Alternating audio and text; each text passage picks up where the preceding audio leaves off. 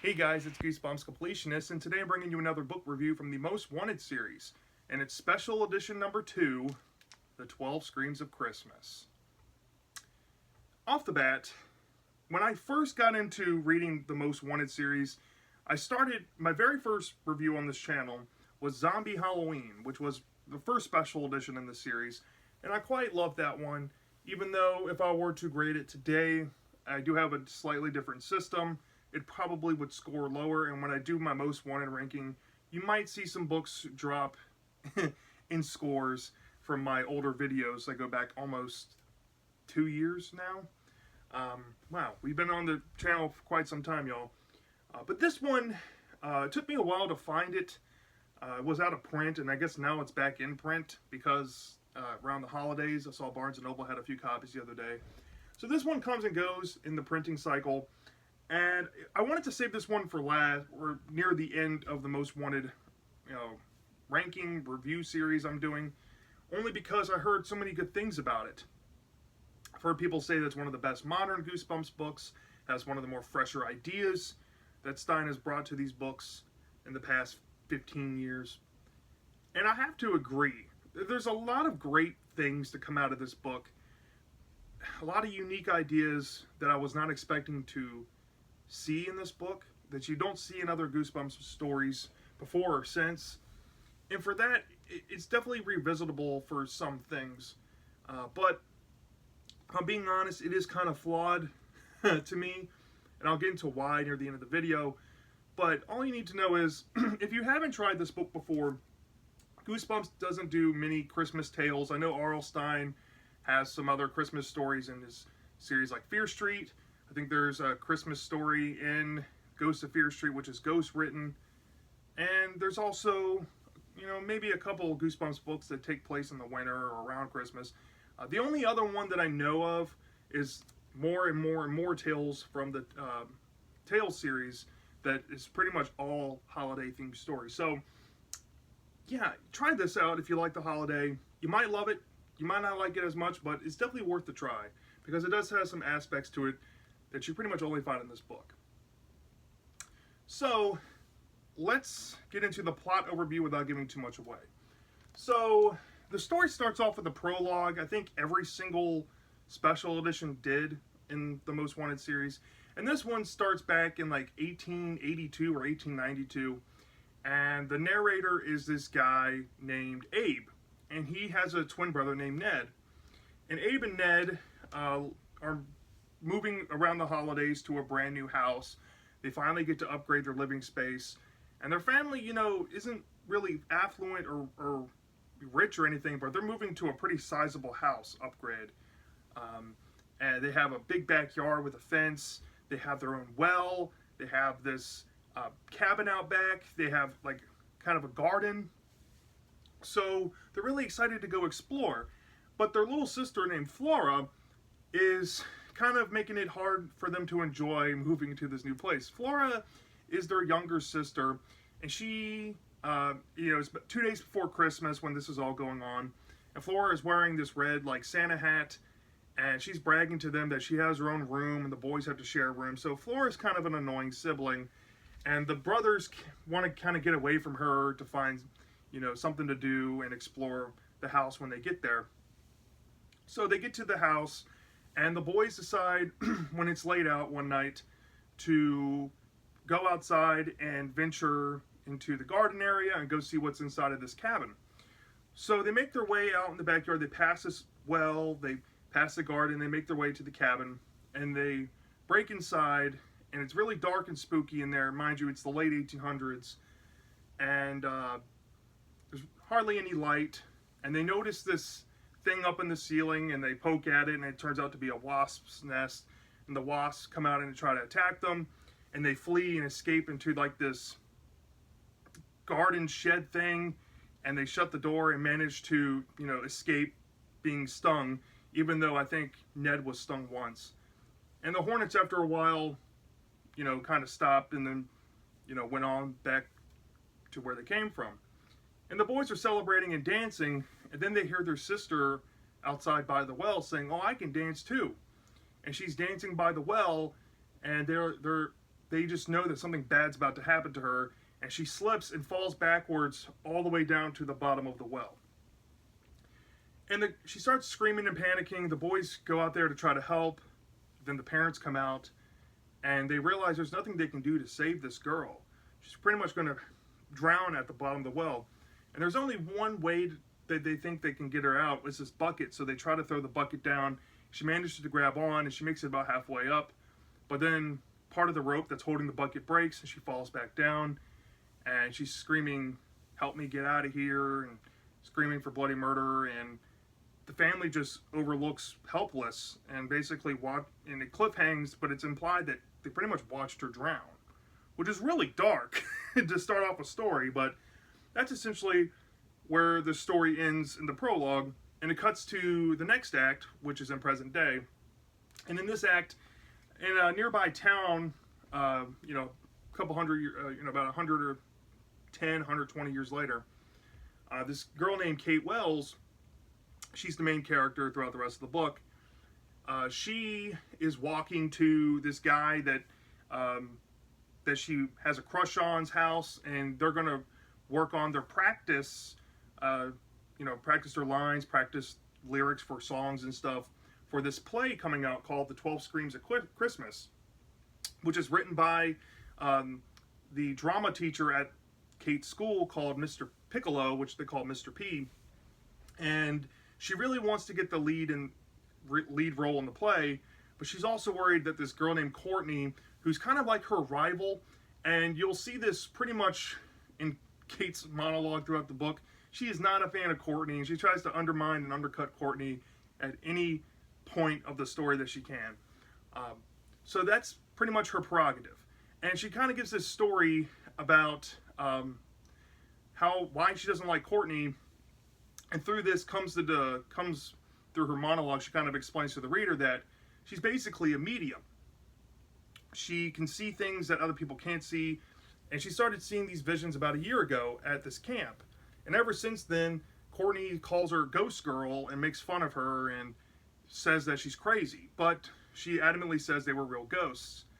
And, it's snowy outside, it's December, it's almost Christmas time, and she's walking through this path to get to this guy's house, which goes by this cemetery, but she has to actually open the gate to the cemetery and cut through it.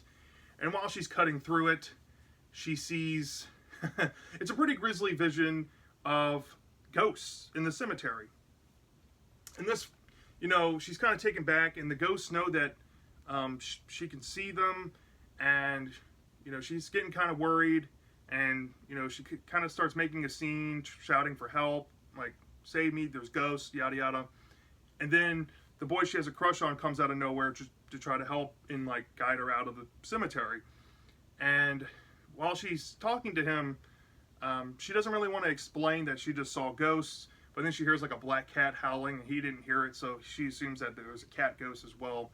And she kind of implies that this might hamper her getting the part, because the 12 Screams of Christmas is dealing with, the topic of a scary Christmas story. So she's kind of worried, but she wants to practice anyway to ensure that she gets the lead role and that Courtney doesn't get it. So they end up back at her crush's house, and they're practicing. And she kind of goes more into her monologue about her insecurities, but it's more important for her to beat Courtney than anything, and she's going to do whatever it takes.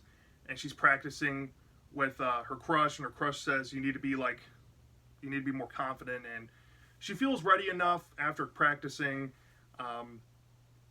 that she's going to be able to nail it. So her and her crush get together, and they head to their school to do the audition for the play.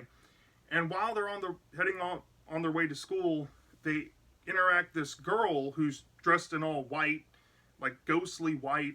And at first, Kate thinks it's a ghost, but then she realizes it's Courtney, and that she's dressed up, ready to go to the audition, even though it's not required. Courtney's just that type of person. And this kind of upsets Kate, but she's like, whatever, I'm still going to try to beat you. And then she has another friend that's also trying for the same part. I think her name is Carol Ann. Carol Ann seems like a nice girl. And Carol Ann throughout the story is kind of like Kate's go-to friend. She doesn't really believe in the ghost stuff that Kate sees, but is more friendlier about it than her peers are. So they all head to the audition, and the part uh, for the play that Kate, Courtney, and Carol Ann are trying out for is coming up. And Mr. Piccolo asks Kate to go to his office underneath the auditorium to go fetch a clipboard. So she does, and there's a little jump scare type of scene set up where she's going under the auditorium to find the office. She ends up in the office, finds his clipboard, and then she sees that maybe she wasn't being strongly considered for the role off the bat, and this kind of makes her upset. And while she's delving into that, the door behind her shuts and locks, and she realizes that somebody had to have locked her in there, and she has to now wait for somebody to come rescue her. And after trying and waiting, she decides to try to break out of the window, but then somebody opens the door, and it's one of her friends. I think it's her crush. And her crush decides to tell her, like, hey, you missed your audition. Courtney told everybody that you were sick and went home. And this infuriates Kate, and she storms out, heads back up to the auditorium, and tries to pick a fight with Courtney on the stage.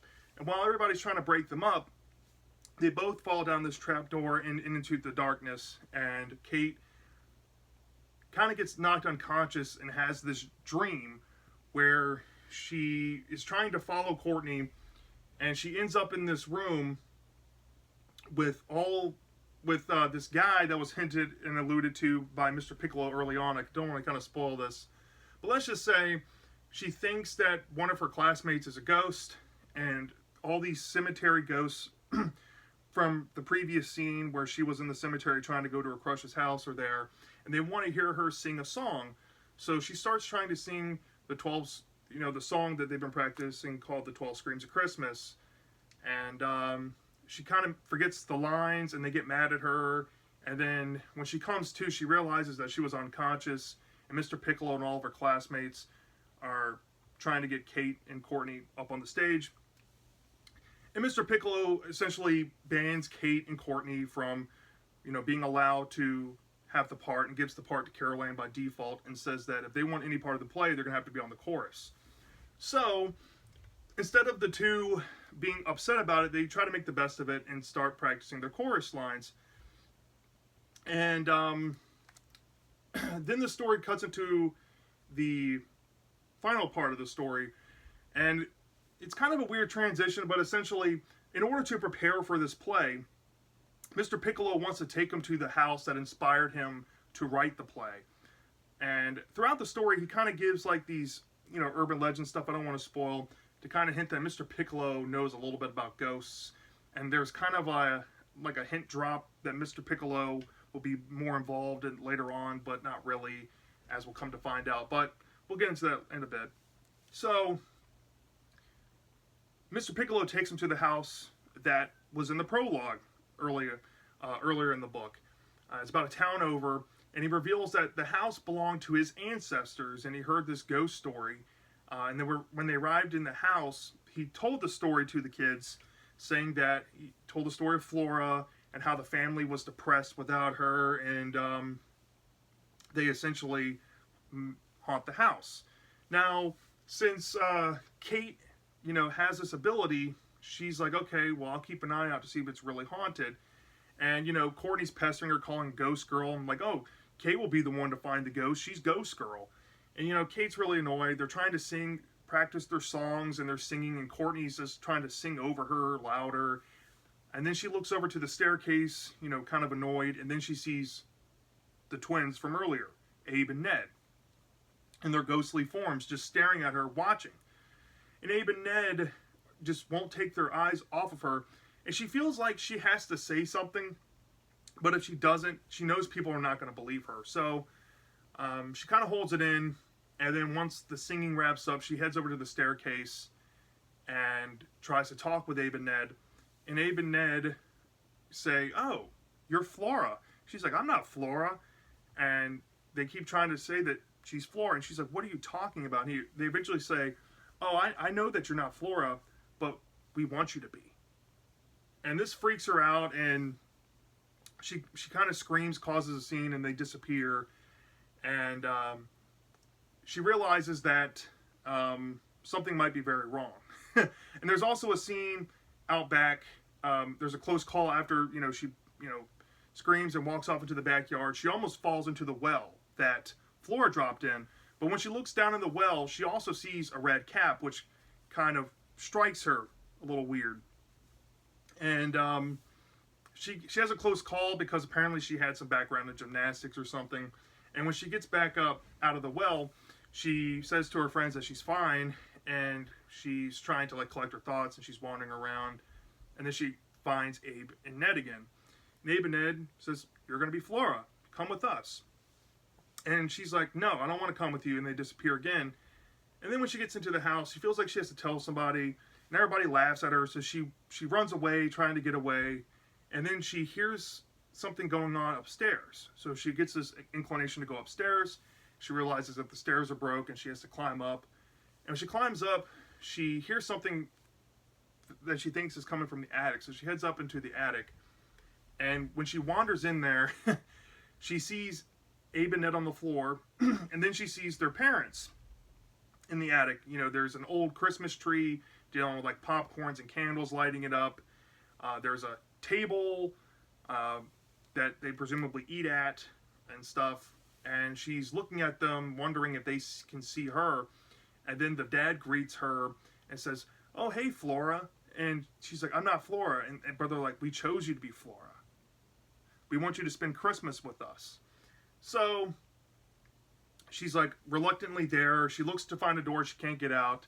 And she's begging them to let her go. And they're like, "Spend Christmas with us." So she's like, "Okay, I'll cooperate. Let's see what they want me to do." So they first ask her to sing some songs. And she sings the 12 Screams of Christmas, one of the songs from 12 Screams of Christmas. And they hate the song because it reminds them of being dead, because the play's about, a scary, Christmas play. So that upsets them. So then they want to open presents. So they start opening presents, and they've been opening these presents for the past 100 years in the spirit form. And they ask Kate if they brought them anything new, and she said no, and they get kind of irritated. And then they're like, "Well, let's eat dinner." And they try to eat some dinner. Oh, no. They try to they bring out this thing called Father Christmas, y'all. So the Father Christmas thing here, I'm gonna quote Monster Blood here, because when he said this, it makes, yeah, I could see that. It feels like a scene taken straight out of Texas Chainsaw Massacre, if you've ever seen that movie. So they pull out this chair with this skeleton wearing a Santa Claus costume, and he has worms in his eyes, and he's old, very old. There's blood stains on the Santa suit. They want her to sit on the Father Christmas's lap, and she's sitting in there, and the skeleton's breaking apart. She's falling into it. She's grossed out, and basically Father Christmas skeleton breaks, and they have to put it away. So then this upsets the family.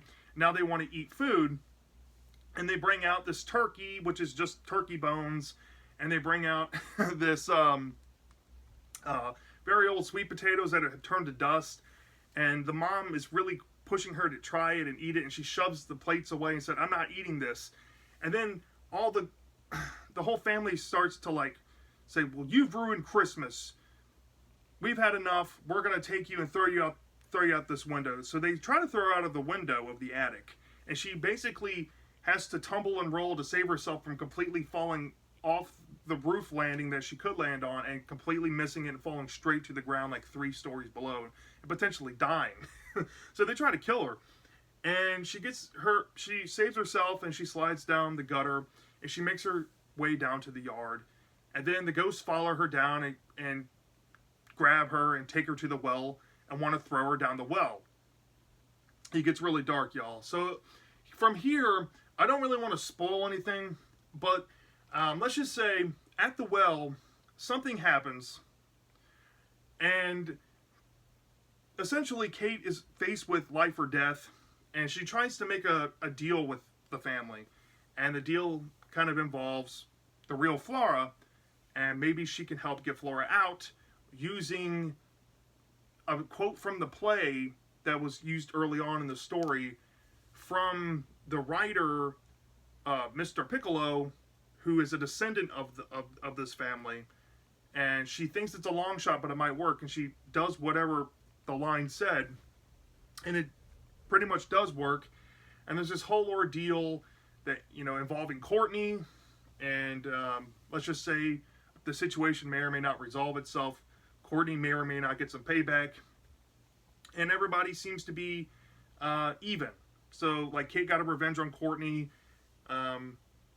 She may or may not be out of this unscathed, and the situation might be okay. But then the final chapter happens, and let's just say, if you've read The Haunter before this, it's essentially the same twist. Everything's not as it seemed, and she may have something that's stuck around. So that's essentially is the 12 Screams of Christmas. Off the bat, I kind of want to say something about the writing here. While the story, for the most part, is, thematically sound and all that, the writing is, pretty much to be expected with a Goosebumps book with R.L. Stine's caliber.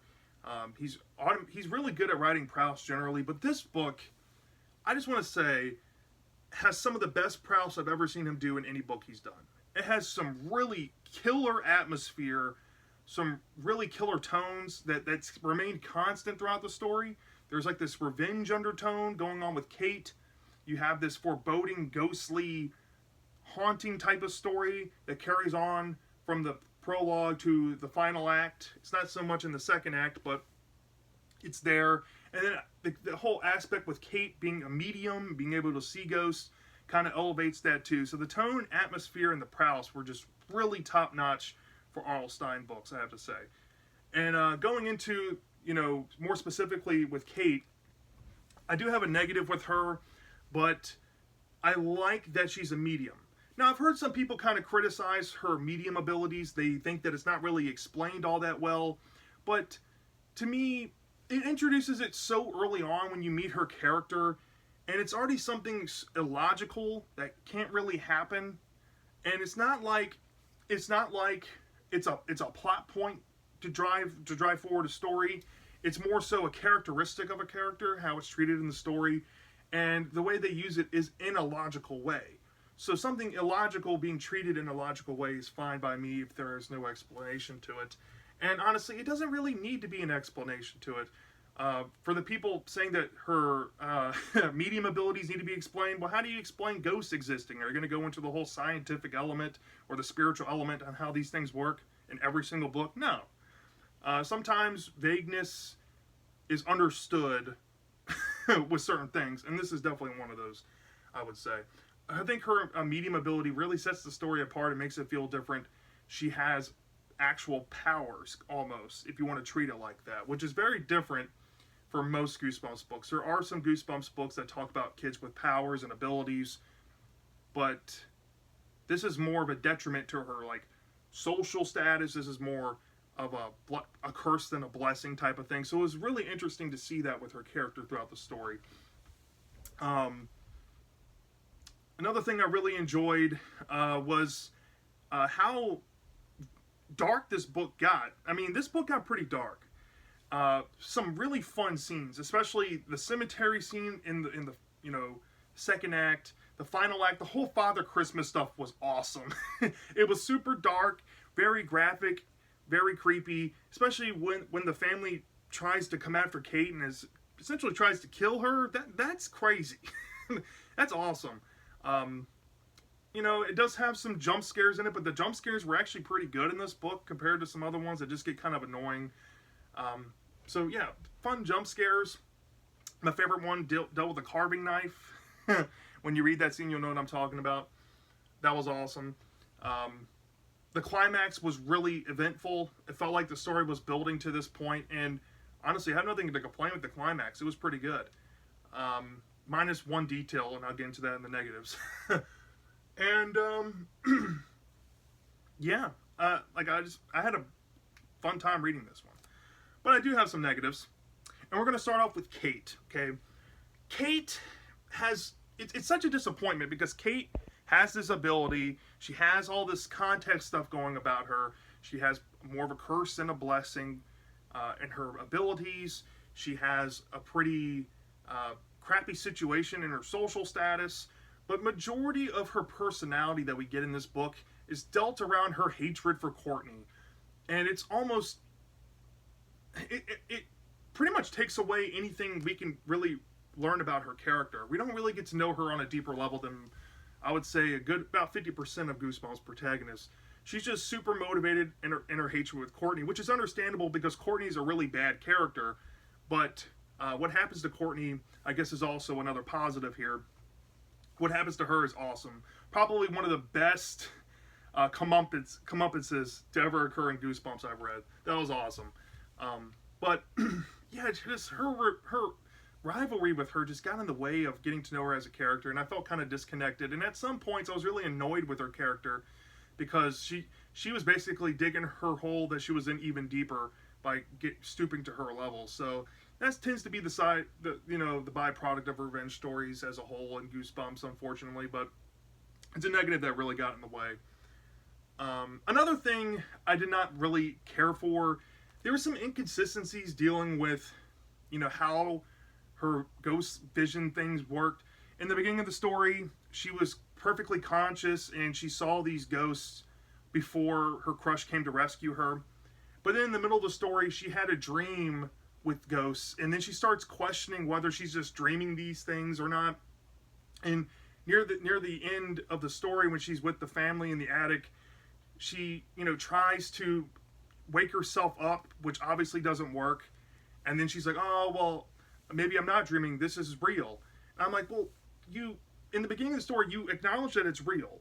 And then in the middle, you start having dreams. And then at the end, you're like, oh, these must be dreams. Oh, but no, it's real. It's just very confusing and unnecessarily confusing to have that whole dream element in the middle. I kind of wish that whole scene was just treated like she saw it. And then they just disappear when everybody came. It's just unnecessarily confusing for no reason. And that kind of annoyed me when that happened. And I'm just being honest. Another thing that really annoyed me... honestly, probably the biggest detriment to this book is the second act. Bridging the prologue and the final act. From chapters 8 and 9 and 10 were kind of good, and until they got to the audition part. And from chapters 10 through 20 was a really boring stretch of book to read. It was nothing but exposition, nothing but rivalry and cattiness and jealousy, and it was just really boring to sit through. Honestly, I was dozing off. I had to take 3 mini breaks just for 10 chapters. It was very reminiscent to my issues I had for Trick or Trap basically for the whole book. And I was just really bored and felt like the second part of the story could have been heavily condensed down to maybe 2 or 3 chapters max to bridge to the final act. There's no reason for this second act to be 12 chapters long. It was so boring.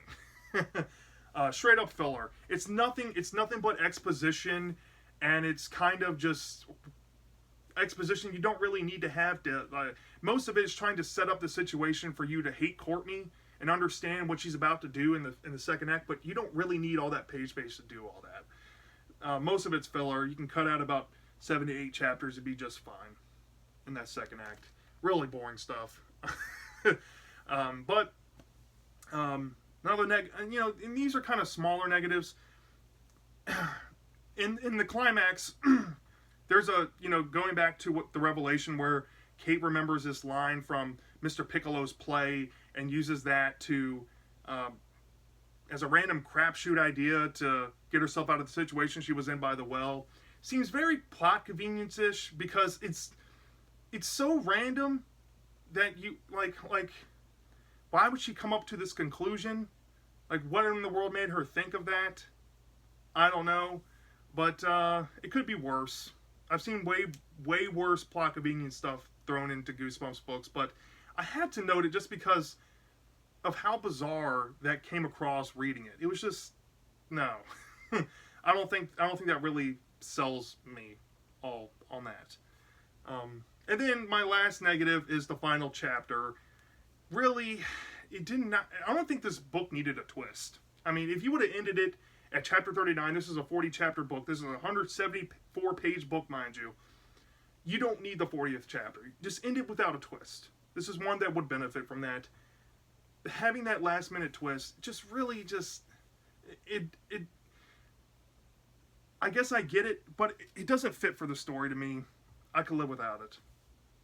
I'm sorry. I mean, it could have been better. If you're going to have a twist, come up with something better than that.